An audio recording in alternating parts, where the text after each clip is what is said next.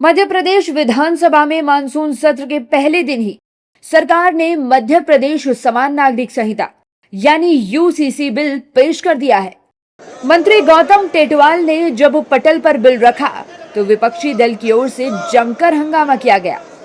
MP के मुख्यमंत्री doctor Mohan Yadav ने सोमवार को ही कैबिनेट बैठक में बिल सदन में पेश करने की मंजूरी दी थी और इसे ऐतिहासिक बताया था। विधानसभा अध्यक्ष नरेंद्र सिंह तोमर ने कहा कि अब बिल पर विधानसभा में सत्र के दौरान चर्चा की जाएगी।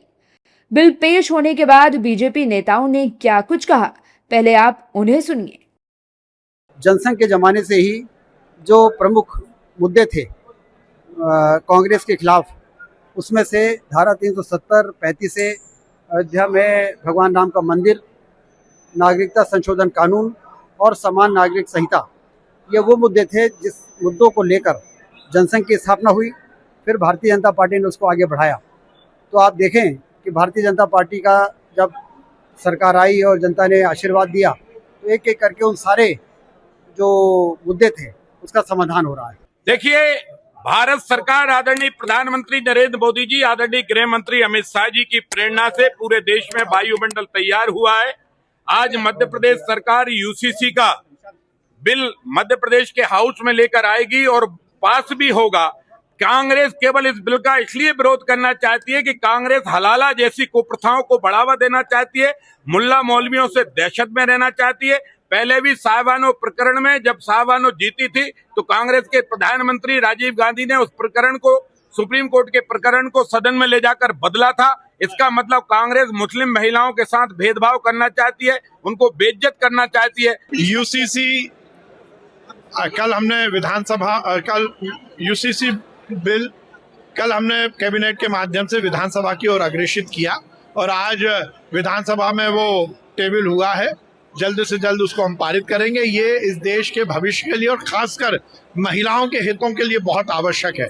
एक रूपता है, समानता है और उसके माध्यम से ये देश का नवनिर्माण हो, उसके लिए यूसीसी आवश्यक है। कांग्रेस को तो विरोध करना है। जिस राजनीतिक दल की नींव ही फूट डालो, राज करो की नीति के माध्यम से बनी हो, वो तो निश्चित रूप से एक रूपता और एक समानता की बात जहां आएगी उसका विरोध करेंगे। कांग्रेस को और कुछ आता नहीं है। सही समय इसमें हेलो मुख्यमंत्री जी को बताइए।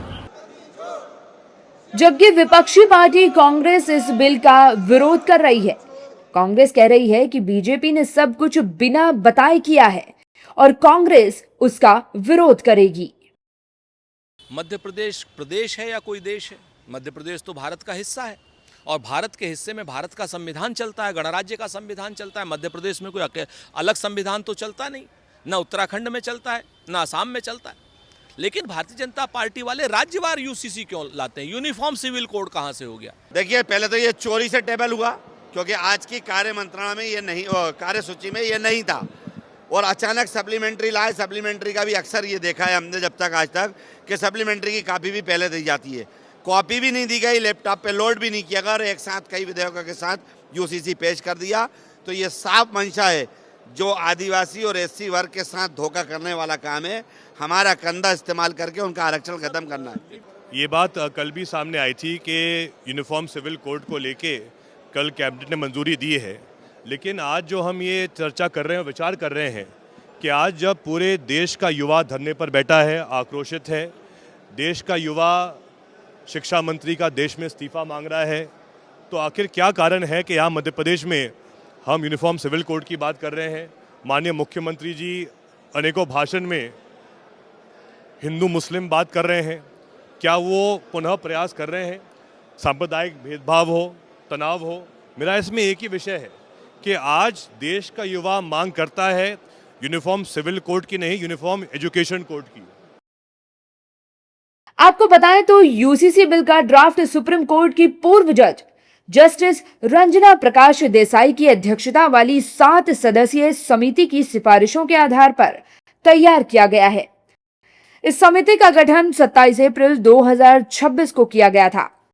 मुख्यमंत्री के मुताबिक समिति ने अलग अलग राज्यों के कानूनी मंडलों का अध्ययन किया और अपनी सिफारिशों को अंतिम रूप देने से पहले बातचीत और एक खास वेब पोर्टल के जरिए 10 लाख से ज्यादा लोगों से सुझाव और प्रतिक्रियाएं हासिल की।